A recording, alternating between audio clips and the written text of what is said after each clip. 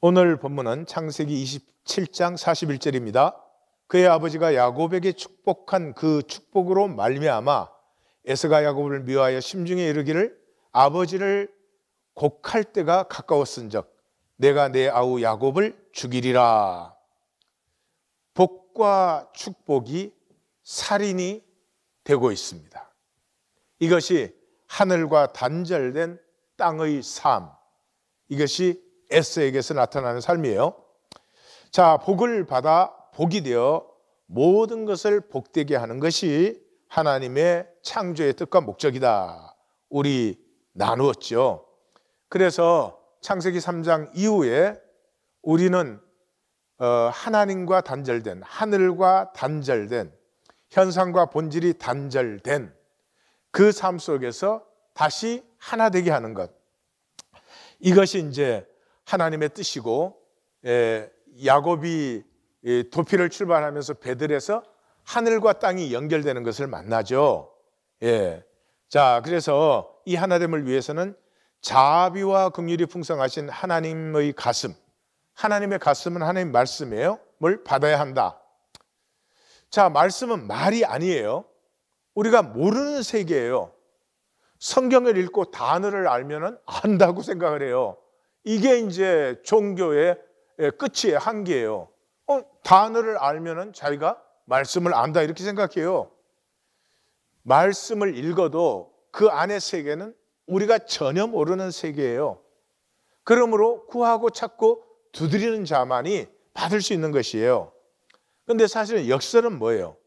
그 모르는 본질의 세계가 내 안의 세계예요. 내 안에 있는 하나님의 형상의 세계, 나의 본질이에요. 그것을 내가 모르는 것이죠. 심지어 예수님조차도 겟세마네에서 나의 원대로 마옵시고 아버지의 원대로 Not my will but thy will 그렇게 했잖아요. 그러면 예수님조차도 육체에 있는 한은 아버지의 뜻과 그 육신의 뜻은 차이가 있을 수밖에 없어요. 그런데 우리는 머리로 이해하면은 우리가 안 것으로 착각을 하는 거예요. 이해가 아니고 공감이에요. 하나님의 가슴과 내 가슴의 울림이 하나로 동조되어야 되는 거예요. 그래서 우리는 복을 받을 줄을 몰라요. 그러니까 복 받는 시작부터가 복이 아닌 것으로 시작해요. 그래서 이것이 이제 그 유명한 모자 사기 사건이에요. 이 합력하여 선을 이루어야 되는데 복 받으려고 했는데 합력하여 악이 이루어졌어요. 전부가 선이에요. 아버지는 큰아들이니까 부족하지만 그래도 장자에게 축복해 줘야 된다. 그런 것이고 선한 마음이잖아요. 어머니도 또 그래요. 이방 며느리들이 에서는 벌써 이방 며느리들과 결혼을 했으니까 이 가정이 이방 며느리가 되는 것은 아니 죽음으로라도 막아야죠. 얼마나 그러면은 야곱에게 저주는 내게 돌려라. 네가 거짓말 때문에 저주받게 되면은 내가 받을 테니까 걱정하지 말라. 그게 이제 남편도 갈등하는 걸 알잖아요. 그러니까 모르는 척 쏘아줄 것이다. 그걸 알고 있죠. 그러나 그게 좋은 마음이었어요. 이 가정이 이방 가정이 되면 끝나버리는 것이니까. 그 다음에 큰아들은 자기가 부족한 걸 왜 모르겠어요. 엄마 아버지가 자기 때문에 근심하는 걸 왜 몰라요? 알죠. 성경에도 나오고. 근데 아버지가 이렇게 축복해 주겠다고 하니까 그 사랑의 간격에서 기쁨으로 사냥하러 나갔어요. 그리고 작은 아들은 이 복 받으려는 욕심으로 엄마와 함께 아버지와 형을 이제 속여요. 무슨 여기에 대단한 악이 있는 건 아니죠. 그러나 축복받고 그 축복의 안수를 받았으나 결과는 도망자가 됐어요. 그러니까 복을 받는 것은 우리가 복 주십시오 그 순간에 저절로 이루어지는 것이 아니고요. 복 받는 과정 자체를 하나님은 교정을 하세요. 그러니까 이 야곱을 통해서 복을 받으려면 이런 것들이 이렇게 바뀌어야 되는구나, 고쳐져야 되는구나 하는 것을 만나겠구나 하고 기대를 하시게 되면은 야곱의 이야기를 아주 잘 읽으신 거예요. 그래서 복을 인간의 수단과 술수로 쟁취하려는 탐심, 이게 종교 아니에요? 이게 종교 아니에요? 종교인들 되게 성실하고 열심히 해요. 뭐예요? 목적은 자기가 복 받다는 거예요. 복 받겠다는 건 좋은 일이죠. 근데 복 받겠다는데 그 길은 진실이 없어요. 예, 하나님을 사랑함이 없어요. 그래서 오히려 내부의 균열이 가고 가정이 파괴된 역사가 일어났습니다. 예, 그래서 이 복을 원할 때 여기서 나눔이 일어나요. 복을 받는 야곱의 훈련 과정과 복에서 멀어지는 에서의 번영. 에서는 만들기에 열심히 해서 큰 족속을 이루어요.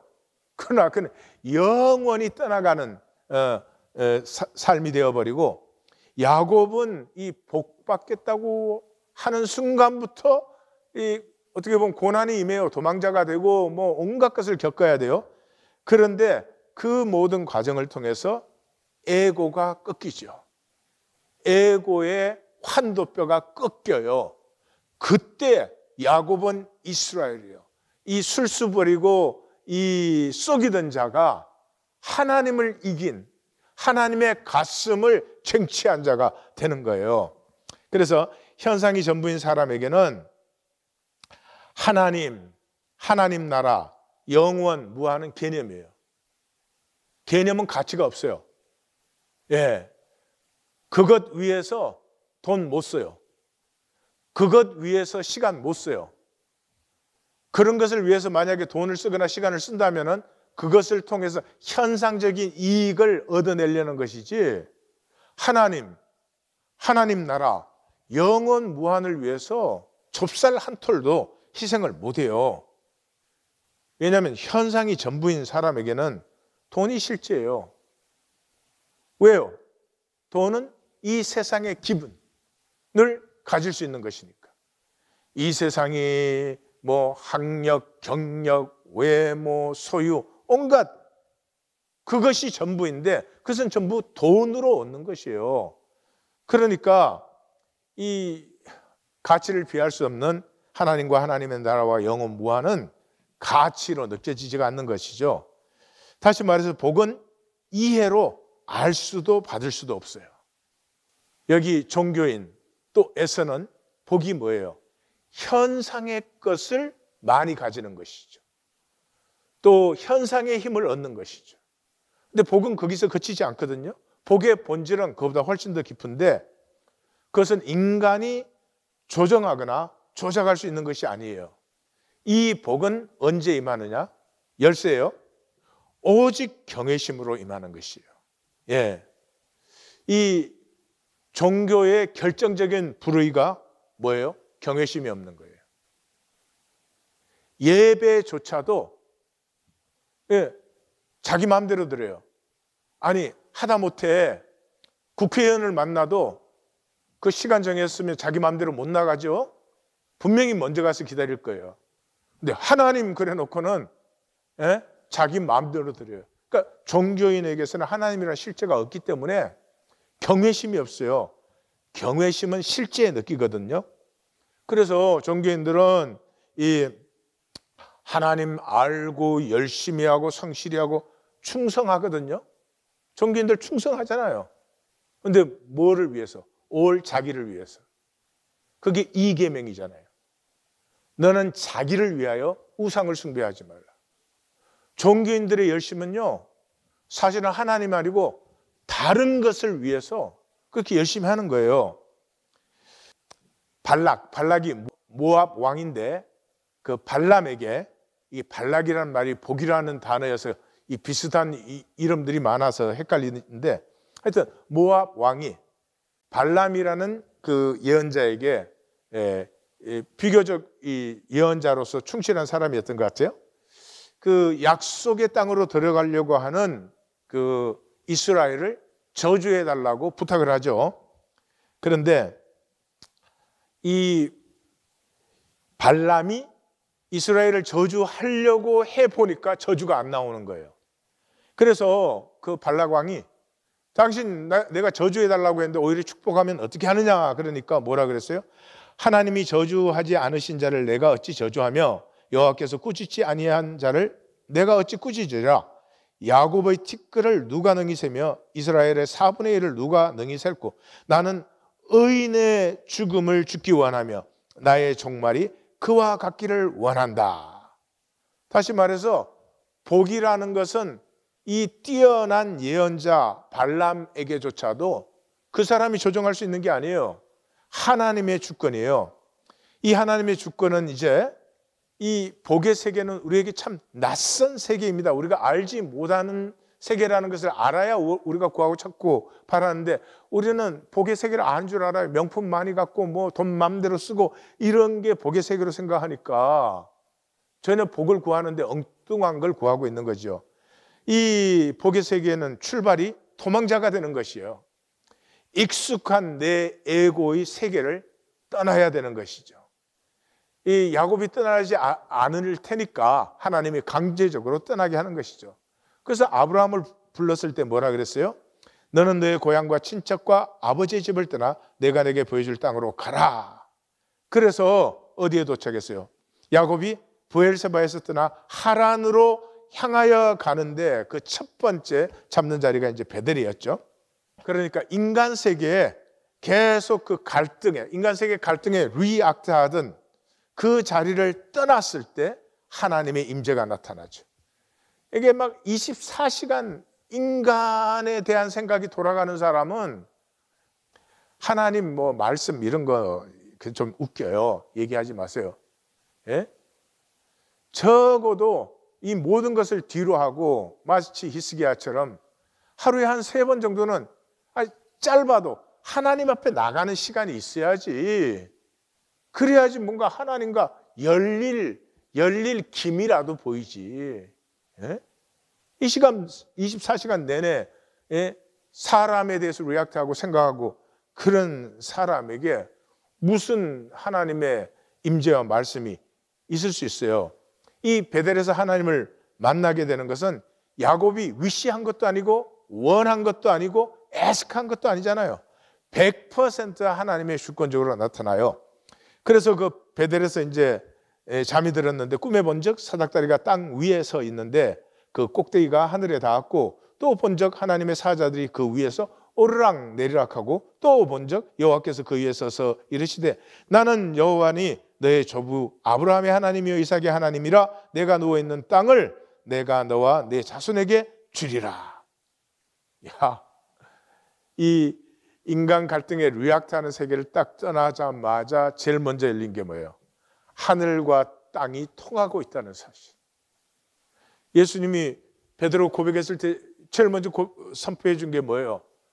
땅에서 매면 하늘에서 매고 땅에서 풀면 하늘과 땅이 통하게 된 거죠.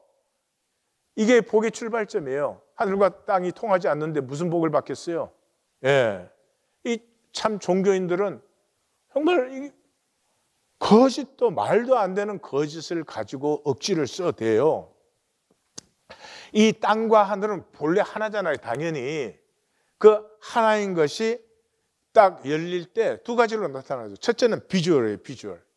예, 이것은 육인 인간에게 절대 필요해요. 이 오감의 감각으로 확인되지 않은 것은 육인 인간에게는 실체화가 될 수 없어요. 그래서 하늘에 닿은 사닥다리와 하나님의 사자들과 그 위에 쓰신 하나님이 딱 보이는 거예요. 그러니까 이제 복이 되는 전 과정을 위한 하나님의 확정 기제. 이제 야곱은 분명히 만났어요. 땅과 하늘이 통하고 있다는 사실을. 그 다음에 그 위에 그것이 확정되었을 때 말씀이 선포되어져요. 그래서 우리도 말씀을 만나려고 하면은 정말 이 땅의 삶의 이 허무와 저주, 이 땅의 삶에 오라나는 공고한 사람이라 이 깨어짐이 없이는 말씀 만나지지 않아요. 예? 말씀 배우고 교회당 왔다 갔다 한다고 되는 것이 아니라 이 말이에요. 그게 말씀이 나타나는데 나는 여호와 아브라함과 이삭의 하나님, 이 땅을 너와 네 자손에게 주리라. 내가 너와 함께하고 너를 지키고 너를 인도하여서 반드시 이 땅으로 돌아오게 한다. 그러면서 내가 내게 약속한 것은 다 이루기까지 내가 너를 떠나지 아니하리라. 떠나지 아니하리라. 이게 뭐예요? 임마누엘이지. 임마누엘. 그래서 예수님이 이 땅에 오셔서 사역이 뭐예요? 12를 세워서 이는 자기와 함께 있게 하시고, 그리고 복음의 시작이 뭐예요? 처녀가 잉태하여 아들을 낳으리니 그 이름을 임마누엘이라 하라.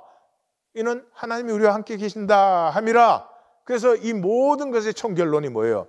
내가 너에게 분부한 모든 것을 가르쳐 지키게 하라. 볼지어다 내가 세상 끝날까지 너희와 항상 함께 있으리라. 그 클라이막스가 뭐예요? 18장 20절에 두세 사람이 내 이름으로 모인 것은 나도 그들 중에 있느니라. 1820 데일러 브레드는 임재 안에서 같이 갈등하는 것이고 그 갈등한 것을 고백하고 나눌 수 있는 이 세상의 유일한 것이에요. 내 본질은 내가 노력해서 열거나 자라게 할 수 없어요. 내 안에 있는 본질, 하나님의 형상, 내 생명이 피어나는 유일한 길은 거짓된 내 삶, 이 땅의 삶, 육의 삶에 갈등하고 갈등한 것으로 끝나고 쓱 입 닦는 것이 아니고요. 갈등한 것이 고백되어질 때, 선포되어질 때, 그때 비로소 이 껍질에 검이 가기 시작하고 하나님의 합력선이 피어나게 되는 것입니다. 하나님,